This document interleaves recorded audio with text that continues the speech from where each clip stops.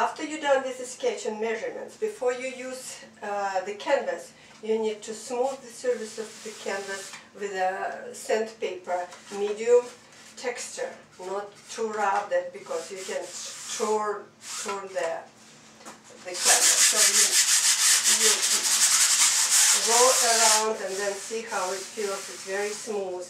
And another tip, when you buy that canvas, no staples on the sides and fall behind or like that. The canvas usually very loose and you see the bars and wrinkles here. So before you start also you need to take a sponge, water, and water the whole thing really good. Water, wet it, but not that running over there. So water that and put it in the sun or in a garage to dry for 20 or half an hour.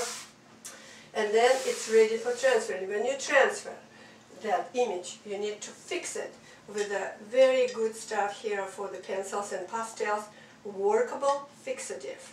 Workable fixative. You just go in somewhere because it smells and toxic, so you go outside and fix that with a fixative, like that, several movements, and make sure that it's all fixed. Why do you need to fix? Because when you oil the canvas or start to paint with the oil, it starts, interfere with the oil paint. So you don't want that muddy colors from the carbon paper. The oil I'm using, it's refined linseed oil. See the light, very light color. And it's the best material. Don't buy the stand oil because it's thick or sickening, the sun sickening oil. So you need to buy that. It's very liquidy, nice fine oil. I use it for all the time, and Winsor and Newton.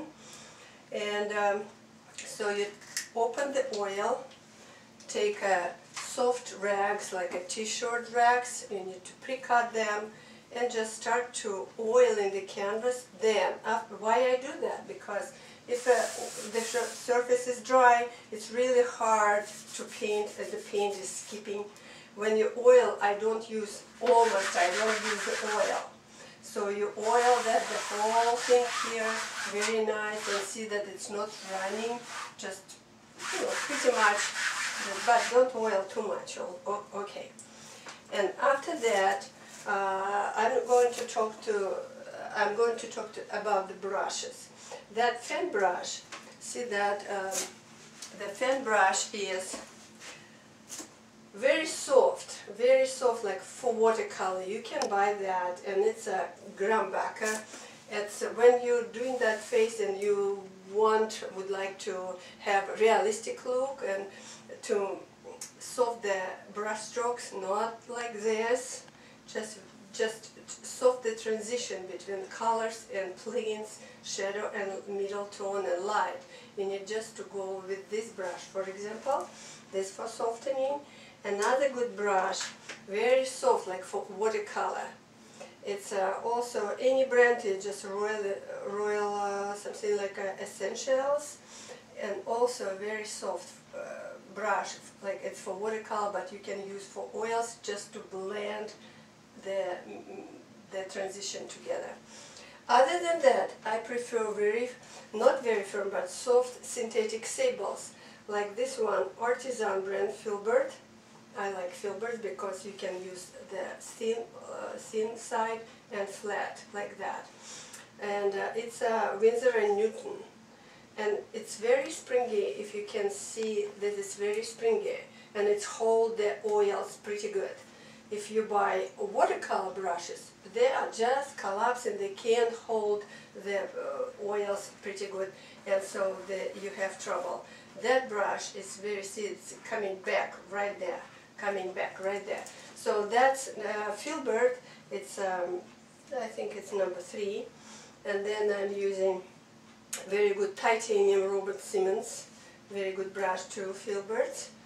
And then you have to have a round brush, very thin round brush like that.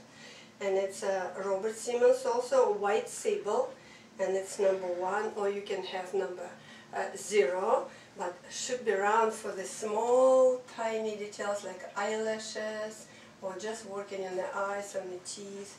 That brush, and usually I have two of them on my palette, near my palette here, because one for darks, one for lights color. So other colors, other brushes, they are pretty much the same. Filberts I like. You can have flat brush for the background, which is very good, and also springy. It's a Robert Simmons Sapphire. So this you can make a hair, or you can paint the background. That's all about the brushes, and now we are going to start to talk about the palette.